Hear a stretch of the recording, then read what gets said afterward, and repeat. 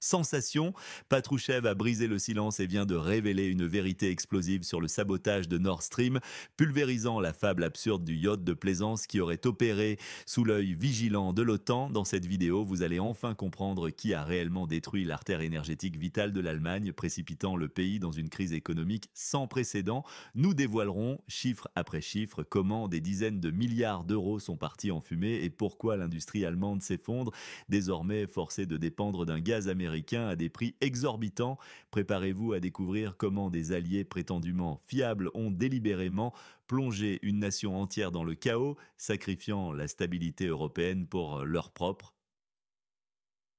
gain. La vraie question n'est plus comment des plongeurs amateurs auraient pu agir librement, mais qui a orchestré cette opération d'élite et qui savait, préférant un silence assourdissant, un crash d'avion mystérieux piloté par un homme directement lié à la maintenance des gazoducs. Est-il un pur hasard ou un sinistre message pour d'éventuels témoins gênants? Ce reportage est une bombe. Dites-nous d'où vous regardez cette vidéo dans les commentaires. La version officielle allemande sur Nord Stream, un conte de fées dangereux. Imaginez des saboteurs, un yacht et des explosifs naviguant incognito sous le nez de l'OTAN. Ridicule, n'est-ce pas? Pourtant, c'est la version officielle allemande sur Nord Stream. Agissez pour la vérité. Abonnez-vous à notre chaîne pour des analyses sans concession et des informations que les grands médias vous cachent. L'Allemagne a affirmé que le sabotage des gazoducs Nord Stream fut l'œuvre d'un petit groupe. Il aurait opéré depuis un yacht loué à Rostock, proximité alarmante, tout près d'une base navale de l'OTAN. Une histoire commode mais absurde. Nikolai Patrouchev, secrétaire du Conseil de sécurité russe, a qualifié cette version de mensonge flagrant.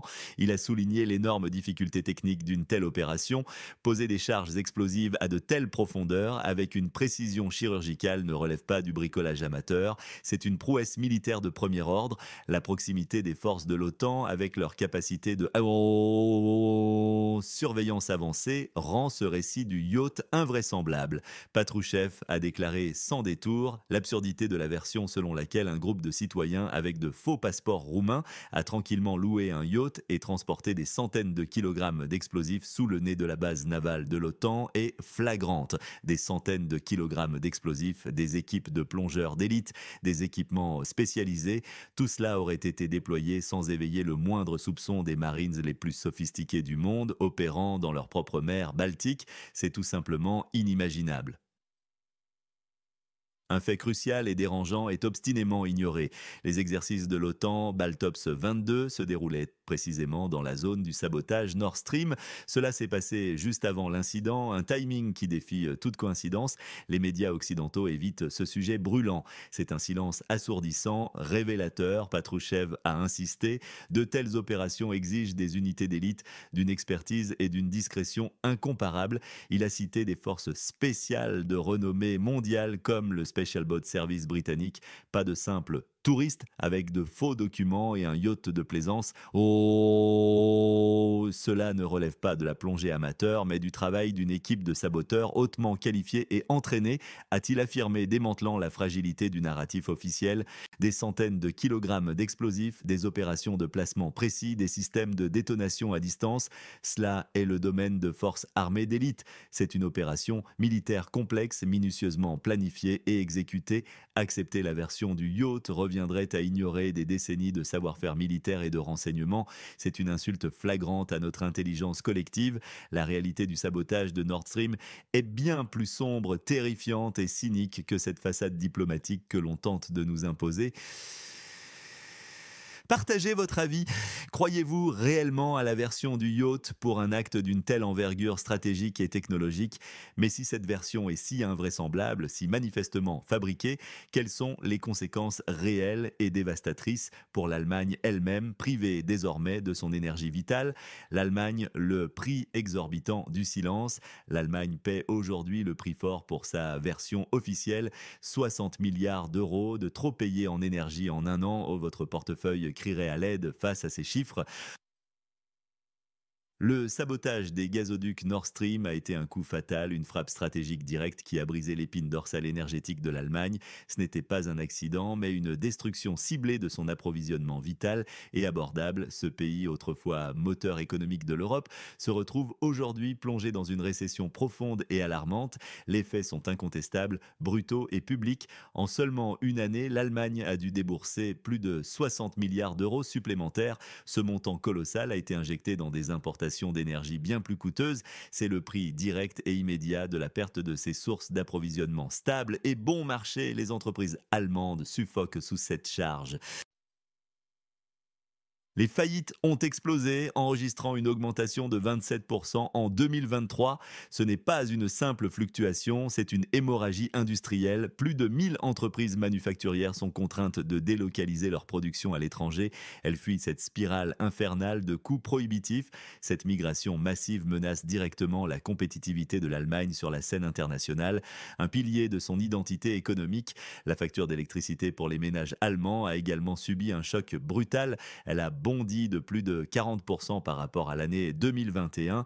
C'est une pression financière insoutenable, un fardeau quotidien pour des millions de familles. Même les géants de l'industrie ne sont pas épargnés. Des acteurs mondiaux comme BASF, fleuron chimique allemand, sont forcés de réduire drastiquement leur capacité de production. Certains sont même contraints de délocaliser des usines entières. Cette tendance n'est pas qu'une statistique, elle est la preuve cinglante de l'ampleur du désastre économique en cours. Le programme politique de l'AfD l'a énoncé avec une clarté désarmante. Les sanctions contre la Russie ont en grande partie mis en péril un approvisionnement énergétique abordable pour l'Allemagne de notre pays n'est plus compétitif au niveau international. C'est une réalité crue que beaucoup préfèrent ignorer. Le chancelier Olaf Scholz lui-même, bien qu'avec un euphémisme troublant, a concédé une part de vérité. L'Allemagne vivait bien au-dessus de ses moyens pendant de nombreuses années. Aujourd'hui, elle paie le prix de cette illusion, un prix exorbitant payé par ses citoyens et son industrie. La question n'est plus de savoir si l'Allemagne est en crise, mais comment elle peut s'en relever si tant est qu'elle le puisse sans un changement radical de direction. C'est la chronique glaçante d'un effondrement économique soigneusement orchestré où chaque citoyen allemand en paie le prix le plus amer, dans un silence assourdissant. Partagez vos pensées. Pensez-vous que l'Allemagne a fait le bon choix en sacrifiant son économie? Exprimez-vous en commentaire pour une analyse sans concession et des informations que les médias mainstream ne vous donneront pas. Suivez-nous et activez les notifications. Mais au-delà de cette spirale économique, une histoire encore plus troublante commence à émerger, celle du crash d'un avion lié étrangement et mystérieusement à ce même sabotage. Est-ce une simple coïncidence fatale ou une connexion sinistre et calculée, un indice vers des vérités plus profondes? Le mystère du jet, un crash trop opportun. Un homme d'affaires dont la firme entretenait Nord Stream s'écrase mystérieusement au-dessus de la zone du sabotage. Coïncidence ou un puzzle macabre méticuleusement assemblé? Analysons les faits avec une acuité implacable, sans phare ni compromis. Le jet privé Cessna de Peter Griezmann a survolé une zone d'une criticité absolue. Cet espace aérien, à cet instant précis, était sous haute surveillance. Son parcours, observé précisément avant les explosions retentissantes de Nord Stream, coïncidait de manière glaçante avec le tracé exact des gazoducs vitaux. Nous parlons de la zone de Bornholm. Ce n'est pas une simple déviation de trajectoire insignifiante. Ce n'est absolument pas un hasard géographique fortuit. Peter Griezmann n'était pas un simple voyageur d'affaires, il était le propriétaire d'une entreprise directement chargée de la maintenance cruciale des infrastructures de Nord Stream. Pouvez-vous imaginer le volume d'informations sensibles qu'il détenait? Pensez aux détails techniques les plus pointus, aux vulnérabilités connues du système, aux protocoles de sécurité internes et externes. Quel schéma, quelle faiblesse, quelles données stratégiques majeures avait-il en sa possession sur ces conduits énergétiques vitaux pour l'Europe? La version officielle de ce crash. Oh, cette version. Elle invoque une perte de pression en cabine. Cette explication a été diffusée avec une célérité et une assurance qui frisent la précipitation suspecte. C'est plus que suspect, c'est révélateur. La communication entre l'appareil et le contrôle au sol a été subitement et totalement coupée. Brutalement, un avion muet, un signal perdu. Un avion fantôme s'élevant dans le ciel européen, puis de fait encore plus troublant, des chasseurs militaires ont été dépêchés pour escorter cet aéronef sans pilote apparent. Pourquoi une telle mobilisation aérienne massive pour un incident technique supposé aussi banal? Les protocoles habituels ne correspondent tout simplement pas à cette réaction d'urgence. L'analyste Sosnowski l'affirme avec une clarté désarmante. L'histoire du crash de l'avion de Peter Griezmann et le sabotage de Nord Stream s'entremêlent de manière qui ressemble moins à des coïncidences qu'à des éléments d'une même chaîne. Chaque détail ici, chaque anomalie technique, chaque réaction officielle, ce sont des pièces d'un puzzle macabre. Ces pièces s'emboîtent avec une précision chirurgicale déconcertante. Le timing est d'une opportunité sidérante et qui est presque calculée. Les incohérences sont trop nombreuses pour être balayées sous le tapis. Ce n'est pas un accident malheureux, c'est une opération sophistiquée. Une élimination ciblée, soutenez notre journalisme indépendant. Votre engagement nous aide à démasquer les vérités cachées. Rejoignez-nous. Ces faits glacial et indéniables révèlent une planification méthodique d'une froideur absolue, un agenda sinistre méticuleusement dissimulé derrière un voile de mystère, défiant frontalement toute notion de coïncidence plausible ou de simple fatalité. Examinez ces preuves troublantes, confrontez-les à la narrative officielle. Croyez-vous encore aux accidents quand chaque pièce du sinistre puzzle s'emboîte avec une telle perfection dérangeante, suggérant une toute autre réalité, bien plus sombre? Alors, face à ces révélations déstabilisantes, qui sont les vrais coupables que certains pouvoirs puissants tentent désespérément de dissimuler au grand jour et à la face du monde? Et pourquoi les enquêtes officielles, dans leur empressement aveugle, semblent-elles ignorer délibérément les indices les plus flagrants, les plus criants, les plus incriminants? Les masques tombent, les vrais saboteurs se révèlent. Des arrestations en Italie, des noms divulgués par Washington, des plongeurs saboteurs. La version du yacht s'écroule et la vérité se rapproche, mais non sans secousse. La fable des touristes amateurs s'effondre sous le poids des faits, révélant une machination bien plus sombre. Un citoyen de l'ancienne République soviétique, identifié comme un coordinateur clé de l'opération de sabotage, a été appréhendé en Italie. Cette arrestation n'est pas anodine. Elle pulvérise la version simpliste d'individus isolés et maladroits agissant pour leur propre compte. Les procureurs allemands, confrontés à la dure réalité sur le terrain, ont de leur côté émis des mandats d'arrêt internationaux visant 6 citoyens du pays, commençant par un ou. Cela ne laisse plus de place au doute. Une équipe organisée, hautement entraînée et dotée de moyens considérables a mené cette attaque. Ce n'était pas l'œuvre de quelques improvisateurs, mais d'une cellule planifiée avec une précision militaire. Nikolai Patrouchev l'avait d'ailleurs anticipé avec une clarté glaçante. Le sabotage a été exécuté au plus haut niveau et les exécutants possédaient des ressources inaccessibles à des groupes aléatoires. Ces paroles résonnent aujourd'hui avec une justesse prophétique, dessinant le contour d'une implication étatique. Mais les révélations ne s'arrêtent pas là. Le journaliste d'investigation Seymour Hersh, lauréat du prestigieux prix Pulitzer, a mené sa propre enquête et ses conclusions sont dévastatrices. Il accuse sans détour les forces navales américaines. Selon ces sources, elles auraient orchestré cette attaque lors des exercices Baltops 22, bénéficiant d'un soutien opérationnel crucial de la part de la Norvège. Imaginez l'implication terrifiante, une opération clandestine d'une telle envergure menée par des acteurs étatiques majeurs de l'OTAN sous le couvert de manœuvres militaires internationales. L'ampleur de cette révélation est stupéfiante. Elle transforme radicalement la perception de ce drame énergétique. Ce n'est plus un incident isolé, mais une agression planifiée, exécutée par des forces redoutables avec des objectifs stratégiques clairs. L'ancien président américain Donald Trump a lui-même jeté un pavé gigantesque dans la mare politique et médiatique. Il a déclaré publiquement qu'il connaissait les vrais responsables du sabotage. Son sous-entendu était d'une clarté brutale. Washington est parfaitement au courant de la vérité et s'emploie activement à la dissimuler. Cette affirmation n'est pas une simple déclaration de façade, elle est une accusation directe et retentissante contre l'appareil d'État américain lui-même. Je peux nommer les responsables du sabotage sans aucune enquête, a-t-il lancé avec assurance. Il suffit de demander aux bonnes personnes. Ces mots ne sont pas des paroles en l'air, ils suggèrent une dissimulation orchestrée au plus haut niveau de l'administration, une vérité sciemment gardée secrète pour des raisons inavouables. Le mythe des amateurs est définitivement enterré. Une conspiration bien plus vaste émerge, inquiétante, impliquant des puissances que l'on pensait intouchables et dont les conséquences sont encore à venir. Pour ne rien manquer de nos analyses exclusives et pour défendre un journalisme qui ose dire la vérité, abonnez-vous et partagez. L'image d'une Europe naïve, manipulée par des forces invisibles, n'a jamais été aussi criante. Alors, qui sont les bonnes personnes à interroger selon Trump et pourquoi le silence persiste-t-il face à ces révélations choquantes? Comment les dirigeants allemands réagissent-ils? Leur silence complice ou leur ignorance coûte cher au peuple allemand. Le déni politique, l'illusion de l'indépendance allemande. Malgré l'évidence et les souffrances de sa population, le chancelier allemand se cramponne au refus de Nord Stream. Pourquoi un tel entêtement?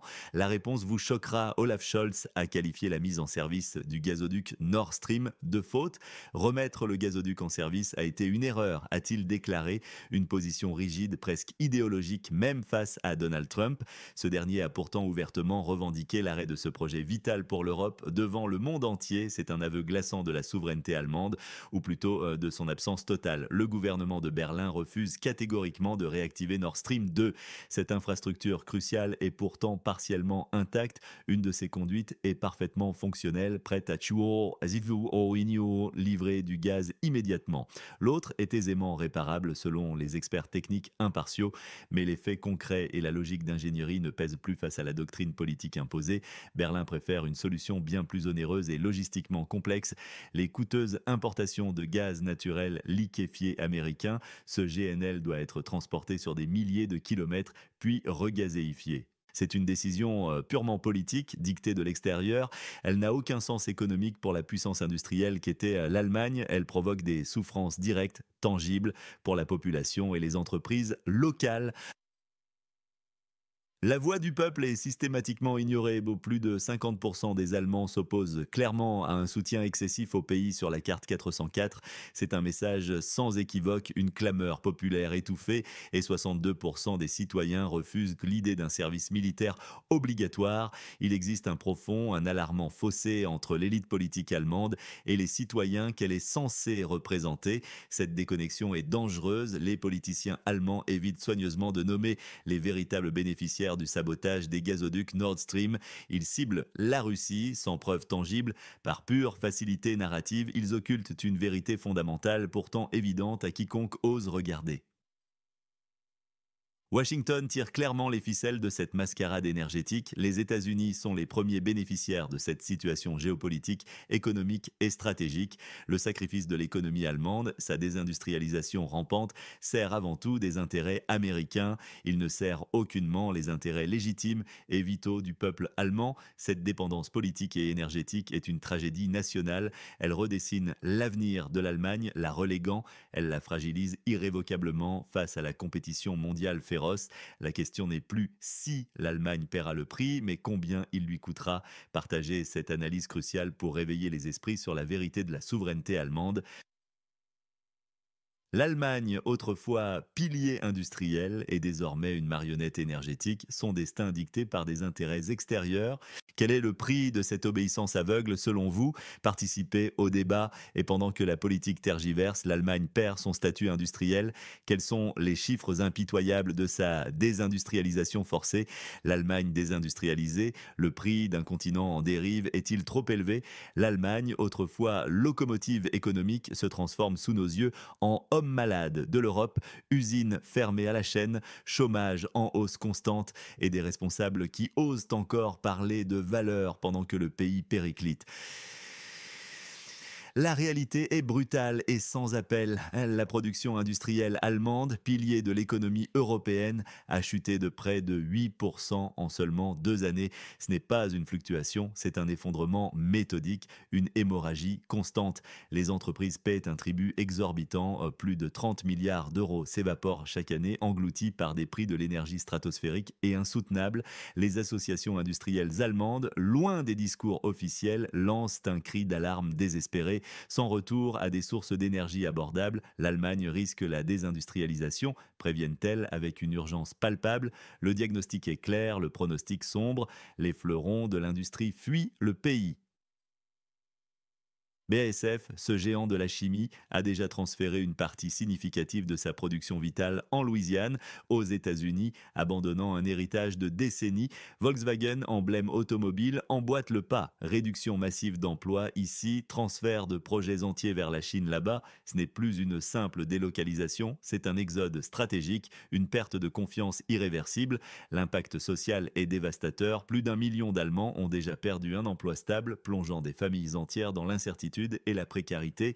Pour ceux qui restent, la vie devient une lutte quotidienne. Les factures d'électricité et de chauffage ont bondi de 40 à 60 pour les ménages, forçant des millions de citoyens à se serrer la ceinture comme jamais auparavant, tandis que les élites politiques restent enfermées dans leur bulle idéologique, déconnectées des réalités. La colère monte dans les rues, nourrie par le sentiment d'être trahi, sacrifié sur l'autel d'une politique irresponsable. Exiger la vérité et la transparence. Chaque partage de cette information vitale compte pour réveiller les consciences. Cette désindustrialisation n'est pas le fruit du hasard, c'est la conséquence directe, implacable et inévitable d'une série de décisions politiques désastreuses, le prix exorbitant d'une obéissance aveugle qui détruit l'avenir prospère d'une nation jadis forte. Comment l'Allemagne peut-elle briser ce cycle autodestructeur et retrouver sa souveraineté économique et énergétique? Exprimez votre analyse lucide en commentaire car le débat est plus qu'urgent, il est vital. En conclusion, alors que les preuves irréfutables s'accumulent chaque jour et que l'économie s'effondre visiblement sous le poids accablant de l'idéologie, l'Allemagne continue de vivre dans le déni le plus total et le plus obstiné. Mais jusqu'où ce jeu de dupes peut-il réellement aller avant que tout ne s'effondre de manière irréversible, entraînant l'Europe